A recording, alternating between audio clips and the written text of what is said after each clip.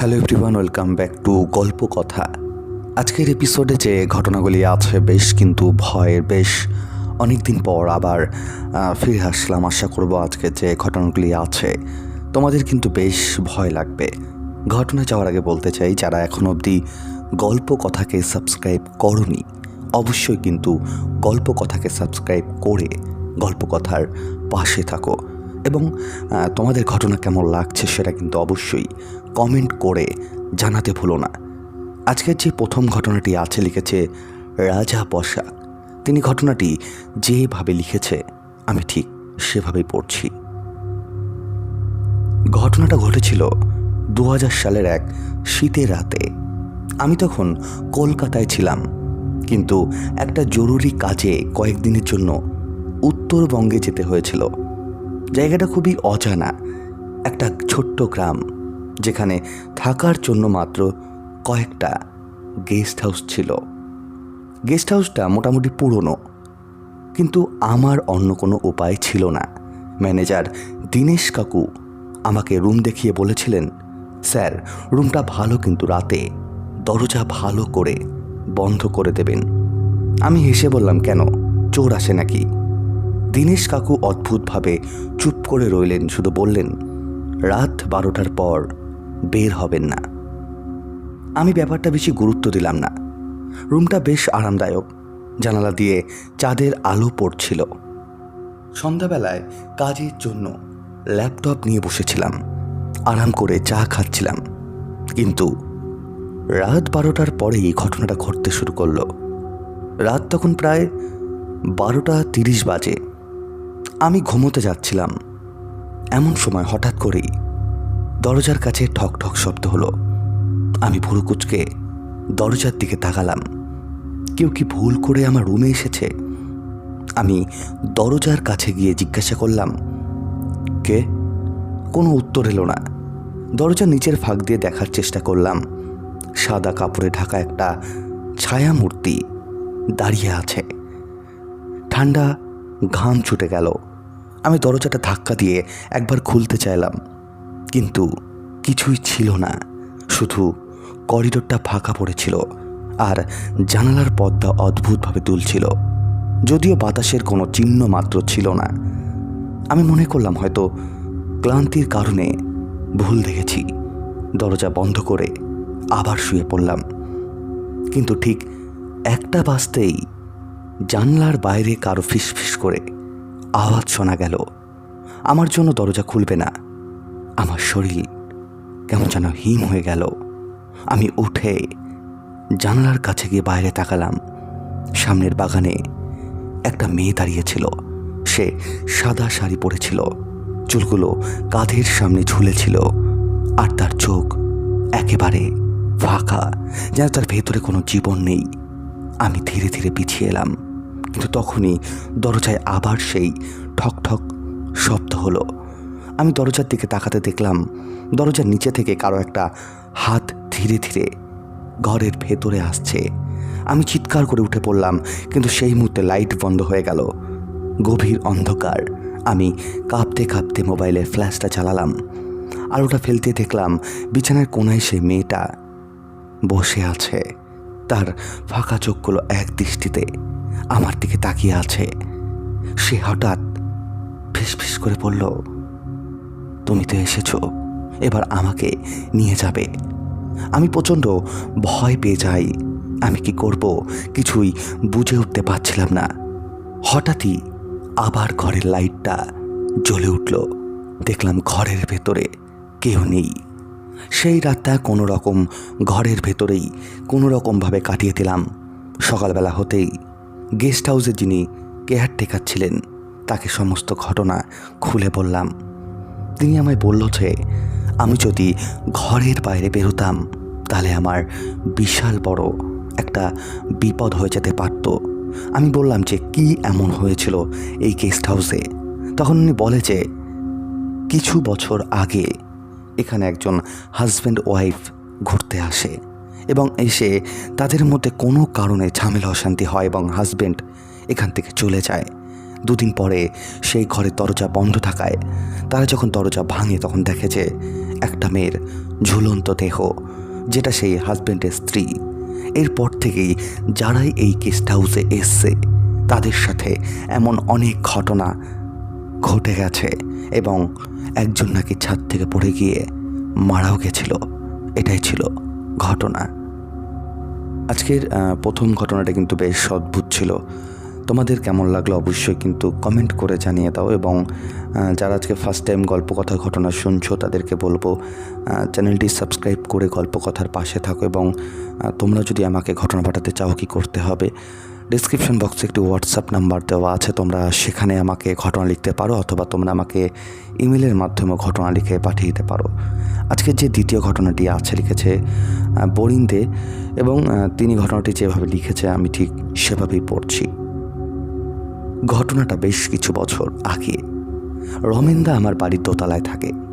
আগে আপনাদের জানিয়েছি যে আর আমি অফিস থেকে ফিরে মুখ হাত পা ধুয়ে পোশাক পরিবর্তন করে মুখে কিছু দিয়ে দোতলায় রমেনদার সঙ্গে আড্ডায় বসি। রমেনদা তার ইজি চেয়ারে বসে গড়গড়ায় সুগন্ধিত অম্বুরি তামাক সেবন করে। যাদের রমেনদার সঙ্গে পরিচয় হয়নি তাদের জন্য জানিয়ে রাখি, রমেনদা জিওলজিক্যাল সার্ভে অফ ইন্ডিয়া চাকরি করতেন, এখন অবসর নিয়েছেন। উনি অকৃতদার, বাড়িতে আছে কৃষ্ণ তার পরিচারক। ওনার বয়স প্রায় 70। কৃষ্ণই রমেনদার সমস্ত দেখাশোনা করে। আমি রমেনদার দোতলার ফ্ল্যাটে পৌঁছালে কৃষ্ণ এসে চা দিয়ে যায়। আমি সিগারেট ধরিয়ে চায়ে চুমুক দিতে দিতে ধূমপান করি আর রমেনদার সঙ্গে আড্ডা দিই। যদিও আমার বয়স এখন ওনার অর্ধেক, তবু রমেনদার সঙ্গে একটা সংঘাত গড়ে উঠেছে। আর আমিও একা। পরিবারের সকলে সেই ফৈজাবাদ উত্তরপ্রদেশ, কর্মসূত্রে আমি কলকাতাবাসী। এগুলো যারা জানেন না তাদের জন্য। যাই হোক, অন্যান্য দিনের মতো সেদিনও গেছি রমেনদার ফ্ল্যাটে। দেখি রমেনদা ইজি চেয়ারে বসে গড়গড়ায় তামাক সেবন করছে। আমায় দেখে তার চিরপরিচিত অম্লিন হাসি হাসলেন। আমি ওনার পাশের চেয়ারটায় বসে পড়লাম। কৃষ্ণ দরজা বন্ধ করে ভেতরে গিয়ে এক কাপ চা দিয়ে গেল। আমি চায়ের কাপটা হাতে নিয়ে হেসে বললাম, কেমন আছেন?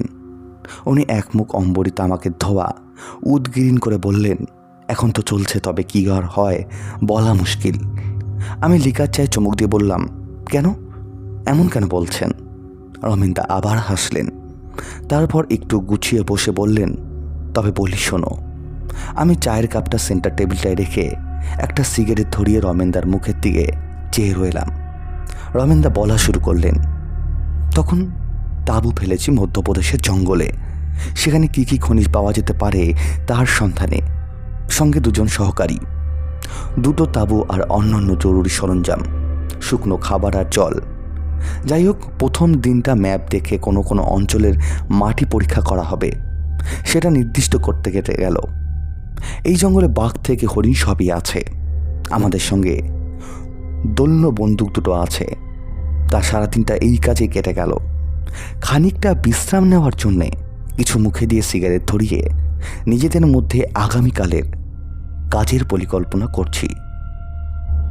এমন সময় আমাদের তাঁবুর বাইরে কারো চলাফেরার আওয়াজ হলো। ছট করে বন্দুকটা আমি ডান হাতে তুলে নিলাম আর বাঁ হাতে টর্চ। অন্যজনের দুজনের মধ্যে একজন অন্য টর্চটা জ্বালিয়ে বাইরের দিকে ফেলল।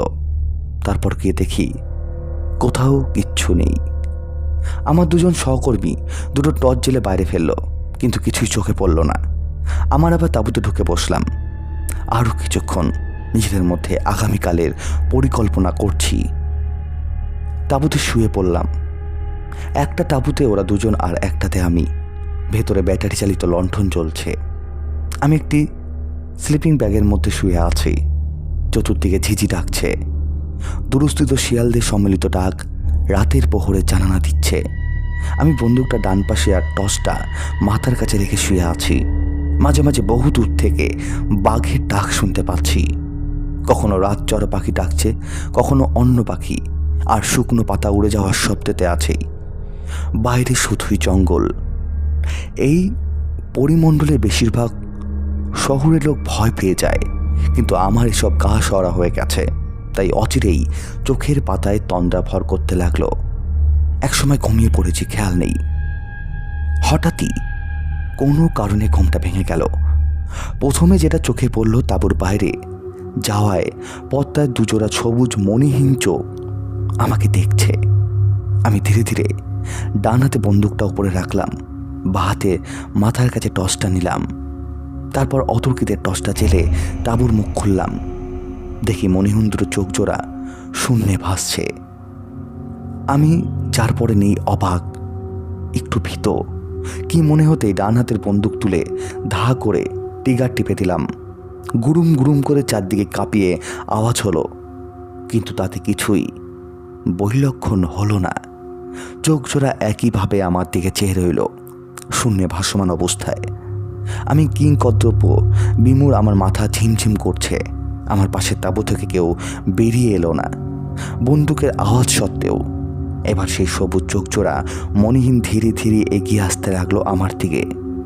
এবার একেবারে আমার তাঁবুর ভেতরে প্রবেশ করলো। তারপর খসখসে মানুষ্য মহিলা স্বরে দেহাতি হিন্দিতে বলে উঠল, আপনারা এখানে কেন? আমি মুখ হয়ে অবাক চেয়ে আছি।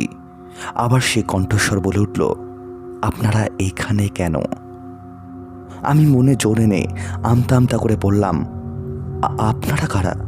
সে কণ্ঠস্বর আবার বলল, আমরা পেটজনী, প্রাপ্ত আত্মা। এটা আমাদের বিচরণ ক্ষেত্র। আমরা চাই না মানুষ এখানে আসুক, তাতে আমাদের শান্তির বিঘ্ন ঘটে। এই অঞ্চলে আমাদের বিচরণ ক্ষেত্র। আমরা অপঘাতে মৃত্যুতে এই অবস্থায় আছি। আমরা বায়বীয় আত্মা। আমি এবার ঘামতে শুরু করলাম, যদিও সময়টা হেমন্তকাল। এবার হঠাৎ ঝড় উঠল। প্রথমে ধীরে ধীরে, তারপরে বাড়তে লাগলো, ক্রমশ বাড়তে লাগলো। এদিকে সেই কণ্ঠস্বর বলেই চলেছে, তোমাদের মতো দেহধারী ছিলাম এক সময় আমরা। এখানে তোমাদের মতো কিছু লোক তাঁবু ফেলেছিল। আমরা জঙ্গলের বাসিন্দা মনে করে আদিবাসী। তারা আমাদের উপর ভীষণ অত্যাচার করে, তারপর আমাদের খুন করে। আমরা সেই থেকে এখানেই আছি। এর মধ্যে দুবার কয়েকজন লোক এখানে এসেছিল। চোর শিকারী আমাদের বিকট রূপ দেখে ভয়ে মারা যায়, আর অন্যরা ভরে পালায়। কিন্তু তোমার ক্ষেত্রে সেটা হলো না। হয়তো তোমার ভালো কাজের স্বীকৃতি আছে। আমাদের ভয়াবহ রূপটা প্রকট হলো না। তুমি এখান থেকে চলে যাও, চলে যাও। বলতে বলতে সেই কণ্ঠস্বর ধীরে ধীরে বাইরে অন্ধকারে অদৃশ্য হয়ে গেল। তখন জোরে বৃষ্টি শুরু হয়ে গেছে। বৃষ্টি আর ঝড়ের দারুণ বাইরে প্রচণ্ড আওয়াজ শুরু হয়ে গেছে। প্রকৃতি ভীষণ হয়ে উঠেছে। তাঁবুর ভেতরে ঠান্ডা ঝড়ো হাওয়া, বৃষ্টির ছাট ঢুকছে। আমি চুপ করে বসে আছি। একসময় বৃষ্টি আর ঝড় থেমে গেল। ধীরে ধীরে আকাশ আলো ফুটল। আমি বাইরে এসে পাশের তাঁবুতে গেলাম। গিয়ে দেখি আমার দুজন সহকর্মী চিত হয়ে শুয়ে, আর ওদের চোখগুলো ঠেলে বেরিয়ে এসেছে। ওরা দুজনেই মারা গেছে। এরপরে আমি সেদিনই সেখান থেকে চলে আসি। এটাই ছিল ঘটনা। আজকের দ্বিতীয় ঘটনাটাও কিন্তু বেশ অদ্ভুত ছিল। তোমাদের কেমন লাগলো অবশ্যই কিন্তু কমেন্ট করে জানিয়ে দাও। এবং যারা রেগুলার গল্পকথার ঘটনা শুনছো তাদেরকে বলবো, যদি তোমরা ঘটনা গল্পকথায় পাঠাতে চাও তোমাদের কি করতে হবে, ডিসক্রিপশন বক্সে একটু হোয়াটসঅ্যাপ নাম্বার দেওয়া আছে, তোমরা সেখানে আমাকে ঘটনা লিখে পাঠাতে পারো, অথবা তোমরা আমাকে ইমেলের মাধ্যমে ঘটনা লিখতে পারো galpokotha@gmail.com। এবং বলে রাখি, যারা গল্পকথা শুনছো প্লিজ, যদি ঘটনা ভালো লেগে থাকে লাইক করতে ভুলো না, কমেন্ট করতে ভুলো না, এবং তোমাদের ফ্যামিলি মেম্বারদের সাথে ঘটনাগুলো কিন্তু শেয়ার করতে ভুলো না। চলে যাব আজকের লাস্ট ঘটনায়। আশা করব আজকের যে লাস্ট ঘটনাটি আছে সেটাও বেশ অদ্ভুত। তবে ঘটনায় যাওয়ার আগে বলতে চাই, এত দেরি করে গল্পকথা ঘটনা আসার একটাই কারণ, যেহেতু রিচ অনেকটাই কমে গেছে, তাই চাই না যে পরপর ঘটনা আসুক। যদি একটু সময় পাই, আর তার মধ্যে এখন একটু ব্যস্ততার মধ্যে আছি, কর্মজীবন তো তোমরা জানোই। কারণ ইউটিউবের এই মুভমেন্টে যা অবস্থা, যা পরিস্থিতি, সেখানে দাঁড়িয়ে থেকে আমরা যে ঘটনাগুলো বলি শুধুমাত্র যারা ঘটনা শোনো শুধুমাত্র তাদের জন্যই। আর ব্যস্ততার দরুন ঠিক টাইমে ভিডিও দিতে পারি না, এবং ইচ্ছা থাকলেও হয় না সব সময়। তাই একটু ওলট পালট হয়ে গেছে সব কিছু। আশা করব তোমাদের যারা যারা ঘটনা শুনছো তারা ঘটনা শুনবে, এবং যারা ঘটনা শোনো একমাত্র আমি তাদের জন্যই ঘটনা দেই। আশা করব তোমাদের ঘটনা ভালো লাগবে। চলে যাবো আজকে লাস্ট ঘটনায়। আজকের যে লাস্ট ঘটনাটি আছে সেটাও বেশ অদ্ভুত, এবং সেটাও বেশ ভয়ের। আশা করব তোমাদের বেশ ভয় লাগবে। চলে যাচ্ছি আজকের দ্বিতীয় ঘটনায়। আজকে যে দ্বিতীয় ঘটনাটি আছে সেটা একটা হাসপাতালের ঘটনা, এবং যিনি ঘটনাটি লিখেছেন তিনি হাসপাতালে চাকরি করেন এবং বর্তমানে তিনি কলকাতায় আছেন। তার জীবনে একটা ঘটনা ঘটে গেছে। তিনি যেভাবে লিখেছে ঘটনাটা, তিনি ঠিক সেইভাবে লিখেছে, এবং আশা করব তোমাদেরও বেশ ভয় লাগবে। এবং ঘটনাটা খুবই প্যাথেটিক ঘটনাটা ঘটে লকডাউনের পরেই, মানে 2023 সালে ঘটনাটি ঘটে। 22-এর শেষ 23-এর শুরুতে। দিনটা ছিল রবিবার। হঠাৎ রাতের দিকে 10:30-11টা নাগাদ একটা বডি ঢোকে হাসপাতালে পোস্টমর্টম করার জন্য। বডিটা ঢোকে, তার ছেলেটার বয়স আনুমানিক 20-21 বছর বয়স। সুসাইড কেস, গলায় দড়ি দিয়ে আত্মহত্যা করে। বডিটা যখন ঢোকে, তা আরও যে ডাক্তাররা ছিল তারা, যিনি ঘটনাটা লিখেছে তিনি যেহেতু মর্গের দেখাশোনা করতেন, তাকে বলেছে রাতে বডিটাকে ঠিকঠাকভাবে দেখাশোনা করে রাখতে হবে, কারণ পুলিশ আসবে সকালবেলা। তো সেই মতো বডিটা রেখে মর্গে চলে যায়। সেদিন মর্গে তেমন কোনো আর ডেড বডি ছিল না, ওই একটা বডি সেই হাসপাতালে, মানে মর্গে ছিল। তো তিনি বডিটাকে ঠিকমতো জল দিয়ে ধোয়ে এবং পরিষ্কার পরিচ্ছন্ন করে বডিটাকে শুয়ে রাখে। রাত তখন প্রায় 12:30-1টা বাজে। তিনি মর্গের দরজা বন্ধ করে বাইরে যেখানে ওয়েটিং রুম আছে, যেখানে বসে থাকে, সেখানে উনি বসে সিগারেট খাচ্ছিল এবং মদ্যপান করছিল। হঠাৎ তিনি খেয়াল করেন যে মর্গের ঘর থেকে কেউ তাকে ডাকছে যে আমার খুব জল তেষ্টা পেয়েছে, আমাকে জল দিয়ে যাও। এটা শুনে সে প্রথমে খুব ভয় পেয়ে যায় যে তিনি সেখানে একা ডিউটি করছেন, ভেতরে কেউ নেই, শুধু সেই ডেড বডিটা ছাড়া। তাহলে ভেতর থেকে কে ডাকছে? তিনি সাহস করে মর্গের দরজা খুলে ভেতরে যায় এবং গিয়ে অদ্ভুত একটা জিনিস দেখে যে বডির মুখ দিয়ে রক্ত পড়ছে। এটা দেখে তিনি অদ্ভুতভাবে ভয় পেয়ে যায়, কারণ বডিটা মরে গেছে, মানে প্রায় 6 ঘন্টা হয়ে গেছে। তো এটা কি করে সম্ভব? তিনি আবার মর্গের দরজা বন্ধ করে বাইরে চলে যায়। ঠিক আবার কিছুক্ষণ পরে সেই একই রকম শব্দ শুনতে পায় যে ভেতর থেকে কেউ তাকে জল চাইছে, আমাকে জল দাও, আমার জল তেষ্টা পেয়েছে। এটা শুনে সে প্রথমে নার্ভাস হয়ে যায় এবং তার বন্ধুকে ফোন করে, এবং তার বন্ধু তাকে বুদ্ধি দেয় যে সে যাতে কোনোরকমভাবে মর্গের ভেতরে না যায়।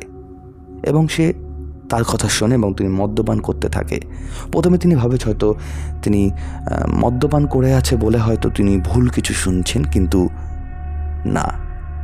এবার তিনি স্পষ্ট দেখতে পায় মর্গের জানালার কাছে কেউ একজন দাঁড়িয়ে আছে, ঠিক সেই বডিটার মতো, গলায় কিছু একটা মাফলারের মতো পেঁচানো। তিনি সাহস করে এবার এগিয়ে যায়, যেহেতু মদ্যপান অবস্থায় ছিল, এবং গিয়ে দেখে যে ডেড বডিটা টিচারের নিচে পড়ে আছে। এবং আর একটা অদ্ভুত জিনিস, জানালা থেকে সেই টিচার অবধি ফোঁটা ফোঁটা রক্ত পড়ে আছে। মনে হচ্ছে সেই ডেড বডিটা হেঁটে হেঁটে সেই জানালার কাছে গিয়ে দাঁড়িয়েছিল। এটা দেখে সে প্রচণ্ড নার্ভাস হয়ে যায়। সে বডিটাকে তোলার চেষ্টা করে, কিন্তু মনে হয় যে বডিটা আগের তুলনায় প্রচণ্ড ভারী হয়ে গেছে। এবং সে হঠাৎ খেয়াল করে যে বডির চোখ দুটো খোলা অবস্থায় আছে, কিন্তু তার স্পষ্ট মনে আছে যখন বডিটা নিয়ে আসা হয়েছিল তখন বডির চোখ দুটো বন্ধ ছিল। সে ভাবে হয়তো যে বডি যত পুরনো হচ্ছে, মানে যত সময় যাচ্ছে তার শরীর শক্ত হয়ে যাচ্ছে, সেই কারণে হয়তো চোখ দুটো খুলে গেছে। কিন্তু এরপর তিনি যেটা দেখে, সেটা দেখার জন্য তিনি মোটেও প্রস্তুত ছিল না। বডির মুখে একটা অদ্ভুত হাসি, যেটা যখন ডেড বডিটা এসেছিল তখন সেই ডেড বডির মুখে সেই অদ্ভুত হাসিটা ছিল না। সে দৌড়ে ঘর থেকে বেরিয়ে যায়, ভোর অব্দি ওয়েট করে।